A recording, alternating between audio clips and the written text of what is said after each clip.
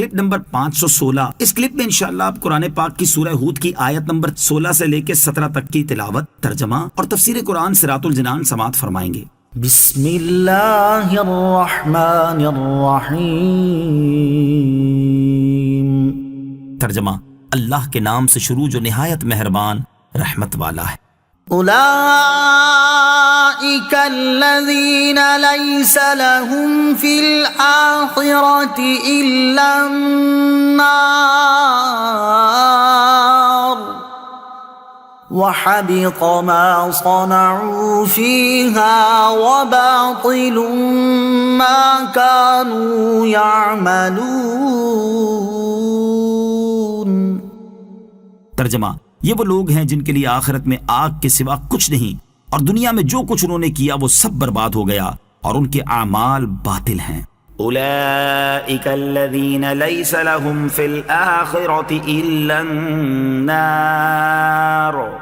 یہ وہ لوگ ہیں جن کے لیے آخرت میں آگ کے سوا کچھ نہیں۔ شان نزول، امام ضحاک رحمۃ اللہ تعالی علیہ فرماتے ہیں کہ یہ آیت مشرکین کے بارے میں ہے کہ وہ اگر صلہ رحمی کریں یا محتاجوں کو دیں یا کسی پریشان حال کی مدد کریں یا اس طرح کی کوئی اور نیکی کریں تو اللہ تعالیٰ وسعت رزق وغیرہ سے ان کے عمل کی جزا دنیا ہی میں دے دیتا ہے اور آخرت میں ان کے لیے کوئی حصہ نہیں۔ ایک قول یہ ہے کہ یہ آیت منافقین کے بارے میں نازل ہوئی۔ منافقین رسول اللہ صلی اللہ تعالیٰ علیہ وسلم کے ساتھ جہادوں میں مال غنیمت حاصل کرنے کے لیے شامل ہوتے تھے کیونکہ وہ آخرت کے ثواب کا یقین نہ رکھتے تھے۔ اعمال قبول ہونے کے لیے ایمان شرط ہے۔ اس سے معلوم ہوا کہ ایمان کے بغیر کوئی نیکی رب تعالیٰ کے نزدیک قبول نہیں۔ جیسے نماز کے لیے وضو شرط جواز ہے، ایسے ہی اعمال کے لیے ایمان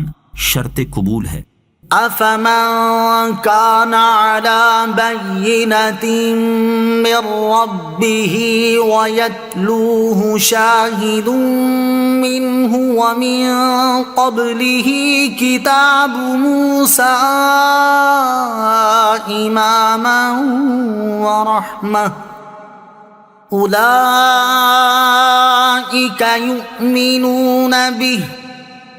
ومن يكفر به من الأحزاب فالنار موعده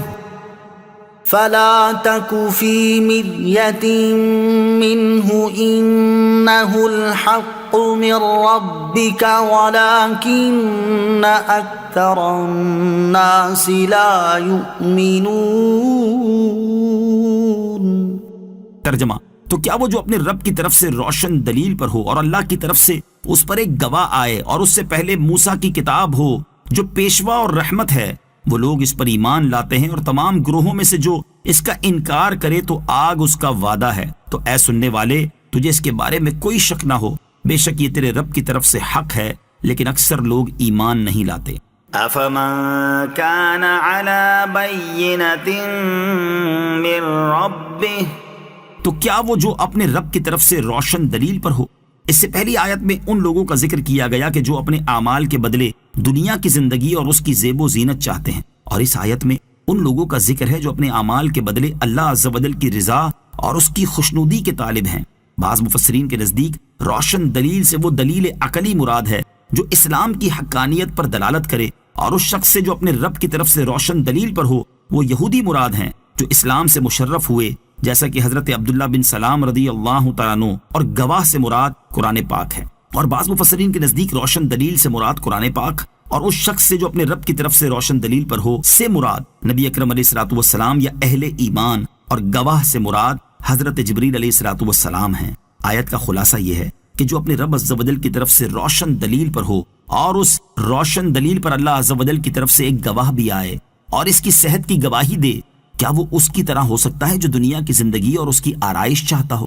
ایسا نہیں، ان دونوں میں عظیم فرق ہے۔ اور اس سے پہلے یعنی قرآن نازل ہونے اور رسول اکرم علیہ الصلوۃ والسلام کے مبعوث فرمائے جانے سے پہلے حضرت موسیٰ علیہ الصلوۃ والسلام کی کتاب تورات ان کے لیے پیشوا اور رحمت تھی کہ وہ لوگ دینی اور شرعی معاملات میں اس کی طرف رجوع کرتے تھے۔ نیز تورات گمراہوں کو ہدایت کی راہ دکھاتی تھی، اور ان اوصاف کے حامل افراد نبی اکرم علیہ الصلوۃ والسلام اور قرآن پر ایمان لاتے ہیں، اور یہودی، عیسائی، مجوسی، بتوں کے پجاری وغیرہ تمام کفار اور دیگر ادیان کو ماننے والوں میں سے جو کوئی حضور اکرم علیہ الصلوۃ والسلام اور قرآن پر ایمان نہ لائے گا تو آخرت میں آگ اس کا وعدہ ہے۔ حدیث پاک میں بھی یہ بات بیان ہوئی ہے چنانچہ حضرت ابو ہریرہ رضی اللہ تعالی عنہ سے روایت ہے، تاجدار رسالت صلی اللہ تعالی علیہ وسلم نے ارشاد فرمایا، اس کی قسم جس کے دست قدرت میں محمد صلی اللہ تعالی علیہ وآلہ وسلم کی جان ہے، اس امت میں جو کوئی بھی ہے، یہودی ہو یا نصرانی، جس کو بھی میری خبر پہنچے اور وہ میرے دین پر ایمان لائے بغیر مر جائے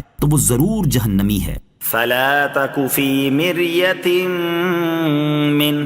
تو اے سننے والے تجھے اس کے بارے میں کوئی شک نہ ہو۔ اس آیت کی ایک تفسیر یہ ہے کہ اے سننے والے، اس دین کے صحیح ہونے اور قرآن کے اللہ تعالیٰ کی طرف سے نازل ہونے کے بارے میں شک نہ کر، بے شک یہ تیرے رب عز و جل کی طرف سے حق ہے، لیکن اکثر لوگ اس قرآن کی تصدیق نہیں کرتے۔ اس تفسیر کے مطابق آیت کے اس حصے کا تعلق ما قبل مذکور آیت نمبر 13 ام یقولون افتراہ سے ہے۔ دوسری تفسیر یہ ہے کہ اے سننے والے، تو اس بات میں شک نہ کر کہ دیگر ادیان کو ماننے والوں میں سے جو کوئی رسول اللہ صلی اللہ تعالی علیہ وسلم پر ایمان نہ لائے گا تو آخرت میں اس کا وعدہ آگ ہے، لیکن اکثر لوگ اس بات پر یقین نہیں رکھتے کہ کفار کے لیے آگ کا وعدہ ہے۔ اس تفسیر کے مطابق آیت کے اس حصے کا تعلق اسی آیت کے اس حصے ومن یکفر به من الاحزاب فالنار موعدہ سے ہے۔